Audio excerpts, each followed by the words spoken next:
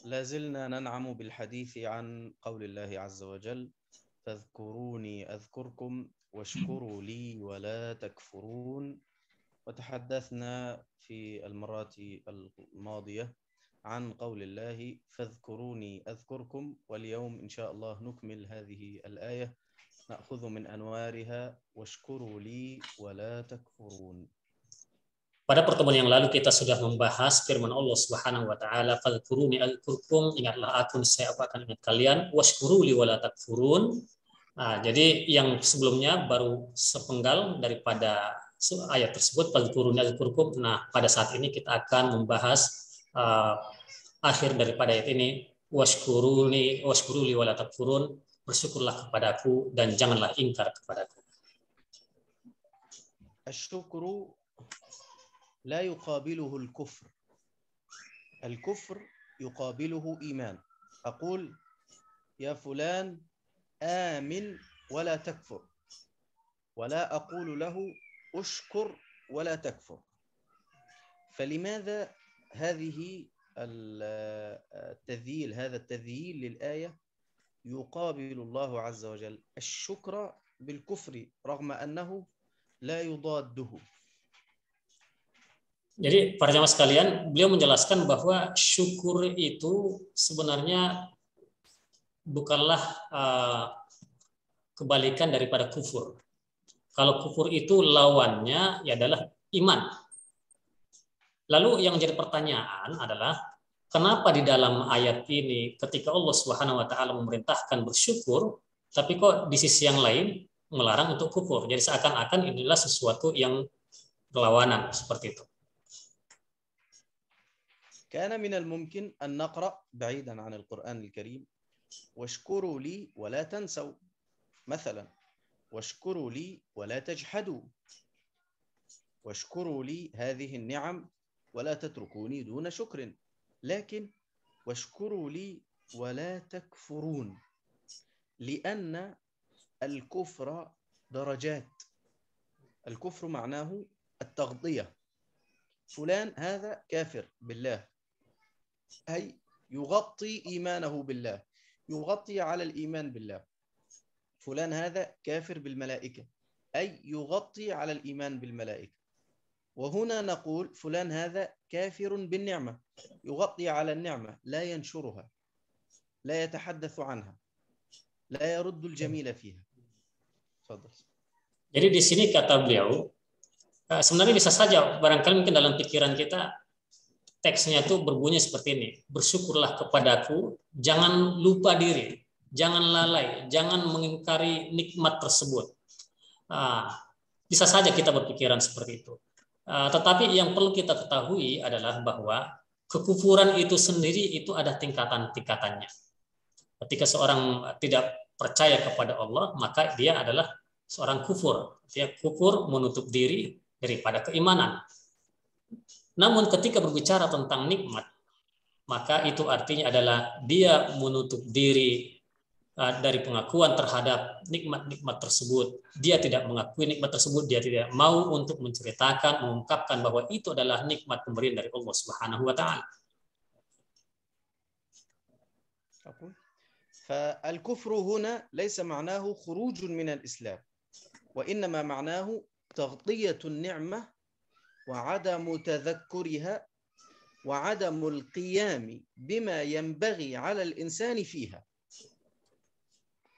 Maksud daripada kufur dalam ayat ini bukanlah keluar dari Islam, bukan. Tapi maksudnya di sini adalah menutupi nikmat tersebut.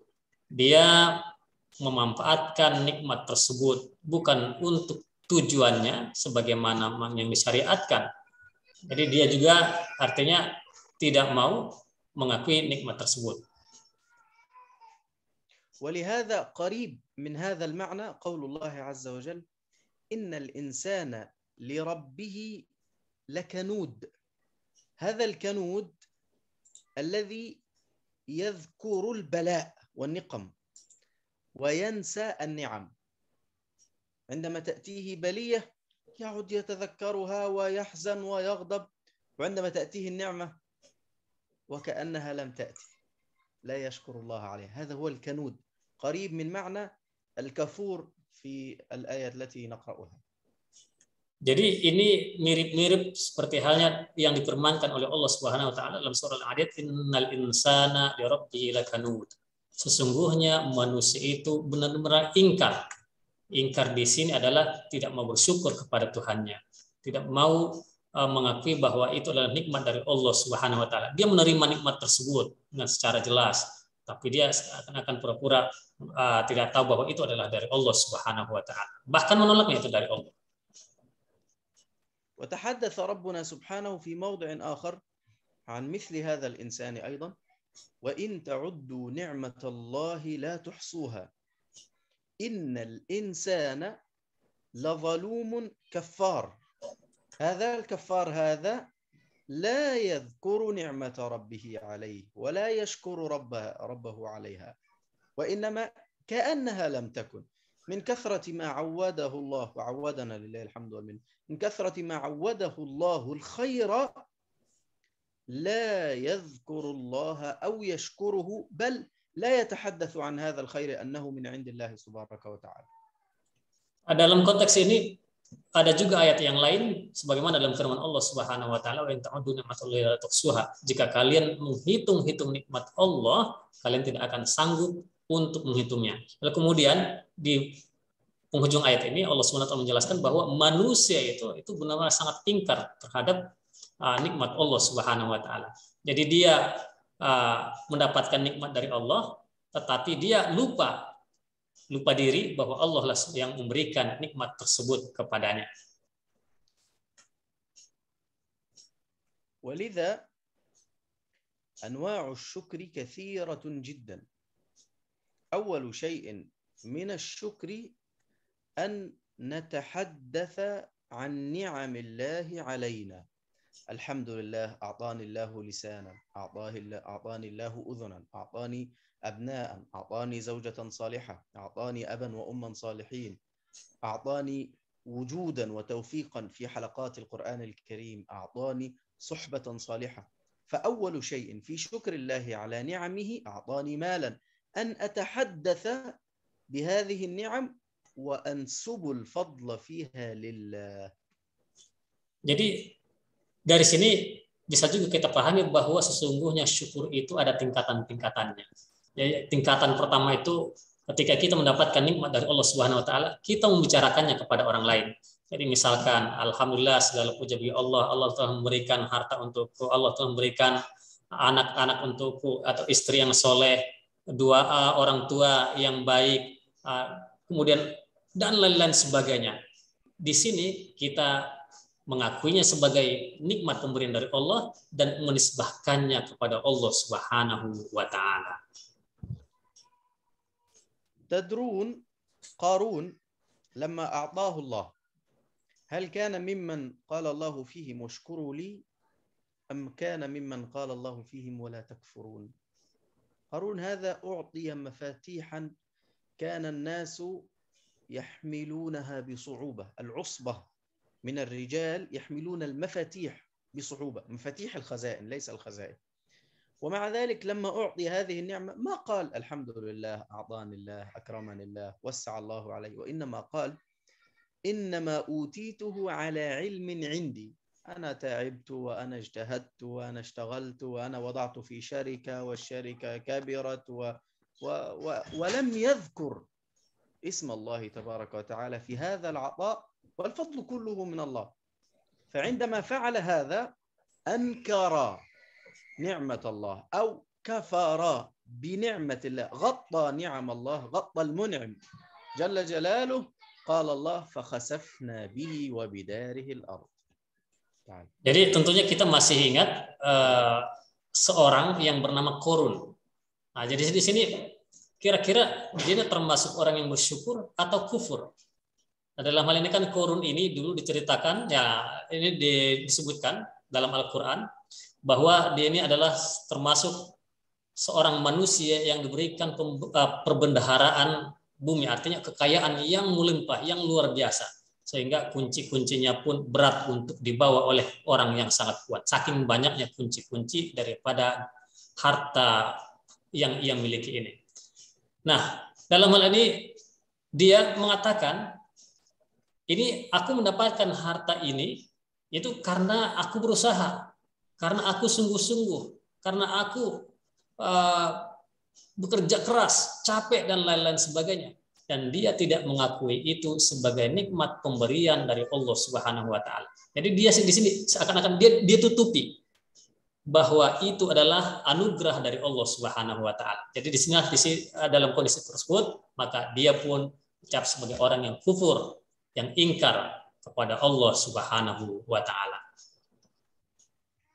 النوع الثاني من الشكر بعد التحدث عنها بأنها من نعم الله عليه، النوع الثاني شكر اللسان، كما كان يقول عليه الصلاة والسلام في حديثه في أذكار الصباح والمساء: اللهم ما أصبح بي من نعمة فمنك وحدك لا شريك لك فلك الحمد ولك الشكر. Kalau yang pertama tadi adalah menceritakannya kepada orang lain, yang berikutnya jenis syukur itu, tingkatan syukur itu adalah syukur lisan, syukur dengan lisan, yaitu mengakui bahwa itu adalah pemberian dari Allah SWT, memuji Allah, bersyukur kepadanya. Nah, sebagaimana tadi disebutkan oleh beliau sebagai itu doa, doa sigat doa ya Maulana, Allahumma ma asbaha bi min ni'matin أو بأحد من خلقك فمنك وحدك لا شريك لك. Jadi di sini yang artinya adalah, ya Allah, apapun berupa nikmat yang aku terima dari Engkau, maka itu yang aku terima pada suatu hari, pada suatu pagi, maka itu adalah berasal darimu. Tidak ada Tuhan selain Engkau, tidak ada sekutu bagimu. وكذلك كان يقول صلى الله عليه وآله وسلم: اللهم بك أصبحنا وبك أمسينا وبك نحيا وبك نموت وإليك النشور. وكلها شكر بنعم الإصباح على ابن آدم والمساء والحياة والموت، كلها نعم. فيقول صلى الله عليه وسلم: هذا الذكر إضافة ونسبة لهذه النعم إلى الله سبحانه وتعالى. Demikian juga halnya ucapan doa yang diajarkan oleh Rasulullah SAW. Ya Allah, dengan Engkau, karena Engkau kami bertemu dengan pagi, bertemu dengan sore, karena Engkau juga kami hidup, kami mati, dan kepadamu-lah kami akan dikembalikan. Nah, ini kata beliau juga merupakan bagian daripada syukur kepada Allah Subhanahu wa taala dengan lisan. Karena dalam doa tersebut tersirat makna pengakuan terhadap nikmat-nikmat Allah Subhanahu wa taala. وأيضا نحن نقول في الصلوات كل يوم فرضا في بداية سورة الفاتحة: الحمد لله رب العالمين. فيعلمنا الله فرضا علينا كل يوم أن نقول على الأقل 17 مرة بعدد ركعات الفرائض 17 مرة الحمد لله رب العالمين. Demikian juga halnya ucapan kita di dalam sholat dengan lafaz alhamdulillahirabbil alamin merupakan bagian daripada syukur kepada Allah Subhanahu wa taala. Jadi di sini kan kita diajarkan untuk sholat, kita diwajibkan untuk membaca ini dalam sholat kita minimal 17 kali dalam setiap hari sebagaimana jumlah rakaat dalam sholat. Karena setiap rakaat kita diwajibkan untuk membaca surah Al-Fatihah yang dimana di situ ada kalimat alhamdulillahirabbil alamin. Maka ini merupakan ajaran dari Allah Subhanahu wa taala supaya kita untuk senantiasa mensyukuri nikmat-nikmat Allah Subhanahu wa taala. ومنه بعد الصلاة نقول أيضا سبحان الله 33 والحمد لله 33 والله أكبر 33. فهنا الحمد بعد كل صلاة مفروضة 33 مرة يستحب كما علمنا نبينا صلى الله عليه وسلم. Demikian juga halnya zikir setelah sholat. Di situ kan ada kalimat subhanallah, lalu kemudian ada tahmid, alhamdulillah, lalu Allahu akbar. Nah, di sini ada alhamdulillah. Alhamdulillah adalah bagian daripada zikir kepada Allah yang mengandung syukur. kepada Allah Subhanahu wa taala. Dan ini merupakan hal yang sangat-sangat disunnahkan. ومنه قولنا في الصلاة نفسها ربنا ولك الحمد. لك الحمد. الله سبحانه وتعالى له الحمد المطلق الذي لا يشاركه فيه أحد. Demikian juga halnya ucapan kita dalam sholat, di mana ini diucapkan oleh sebagian kaum muslimin mengatakan Rabbana walakal hamd.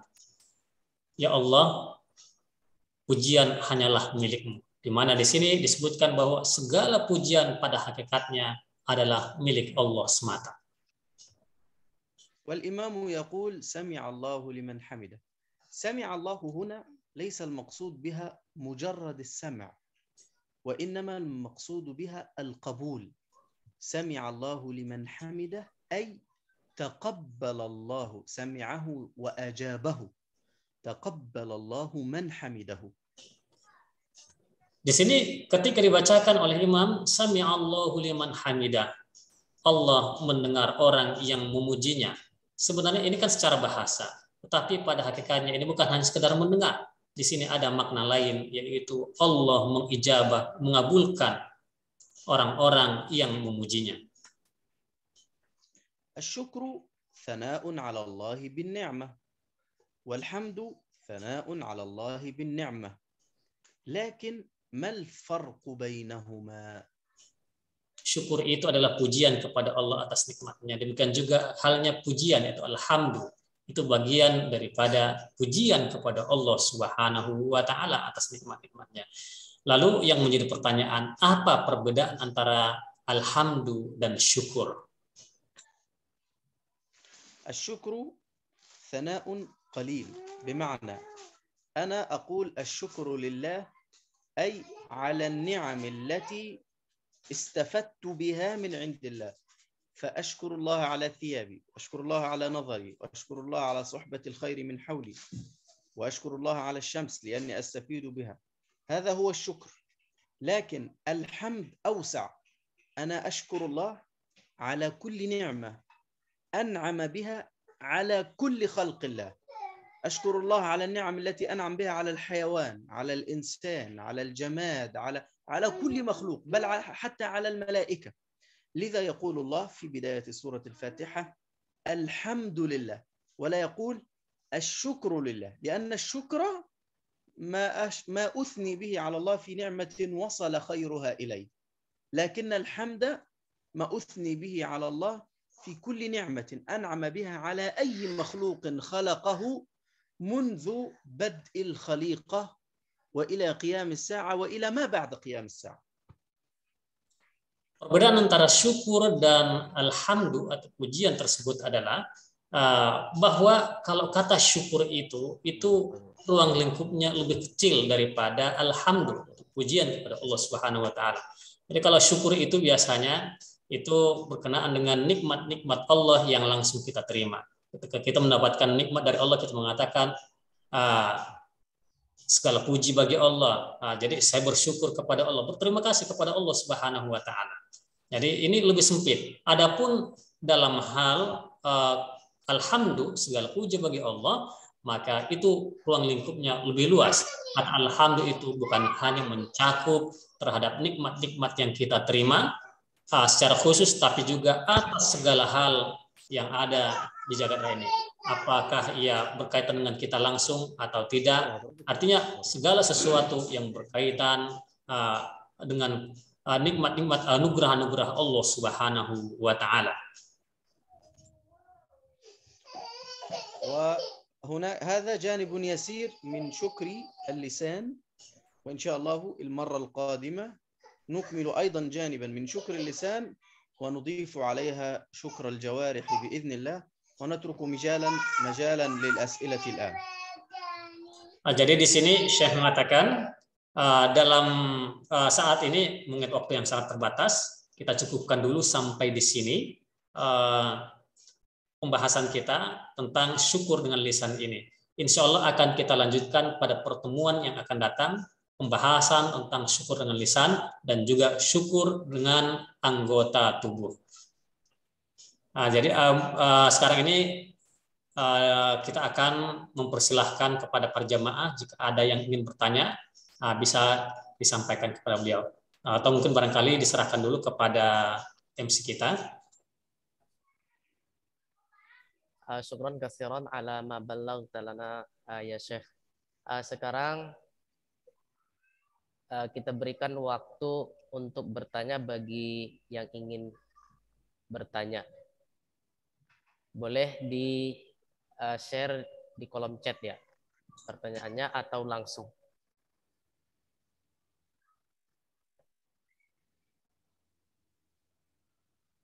Ada pertanyaan dari jamaah sekalian?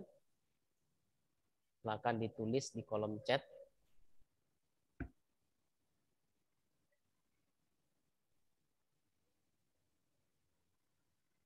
Insyaallah ma fi as'ilah.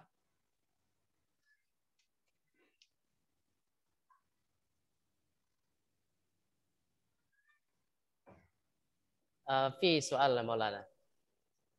تفضل يا سيدي. مثلا لو يجد أحد نعمة ثم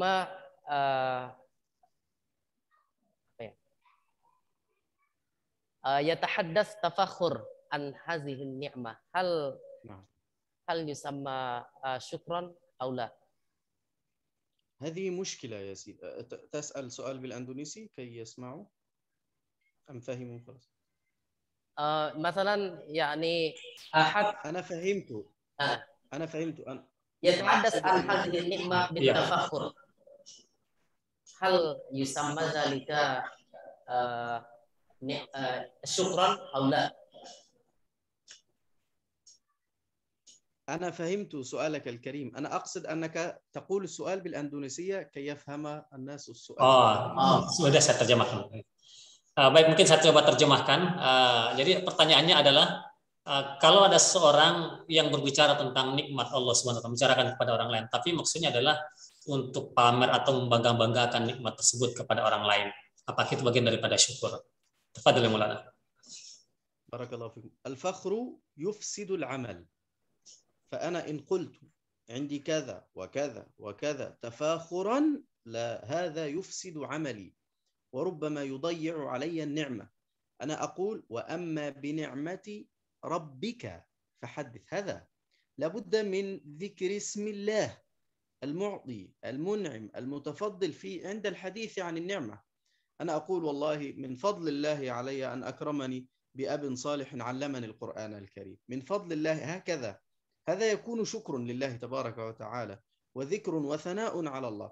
أقول من فضل الله علي أن عملت في مكان كذا، أن قرأت قراءة جيدة، أن ألقيت مثلا درسا، من فضل الله علي وليس من عندي وليس. لكن أنا إن قلت ما شاء الله اليوم كانت محاضرة رائعة وقلت وكذا وكذا، هذا فيه مشكلة. هذا ليس، نسأل الله العافية، هذا ليس شكرا لله، وإنما شيء من التفاخر قد يعاقب الله عز وجل صاحبه بأن ينزع منه هذا التوفيق الذي وهبه إياه. فلهذا لابد وأن يجعل الإنسان نيته أولا أن يثني على الله وكلماته ثانيا فيها ثناء على الله. Jadi di sini Syekh menjawab bahwa ketika kita membicarakan nikmat Allah kepada orang lain dengan maksud pamer, itu sebenarnya ada masalah di situ para jamaah sekalian. Itu malah bisa merusak amal kita yang tadinya harusnya kita memuji Allah, lalu di situ justru membawa kita kepada kerusakan amal. Nah, jadi di sini lalu bagaimana dengan ayat amma bini'mati rabbika fahadits, adapun dengan nikmat Allah, nikmat Tuhanmu maka bicarakanlah. Jadi maksudnya di sini adalah bukan dengan maksud pamer, tapi memang benar-benar mengakui bahwa itu adalah nikmat yang berasal dari Allah dan kita pun menceritakannya kepada orang lain dengan atas nama Allah, menyandarkannya kepada Allah Subhanahu wa taala bahwa itu merupakan anugerah yang diberikannya kepada kita. Ya, begitu.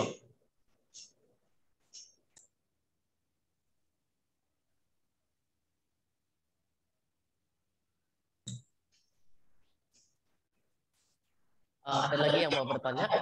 jamaah sekalian, sebelum kita tutup.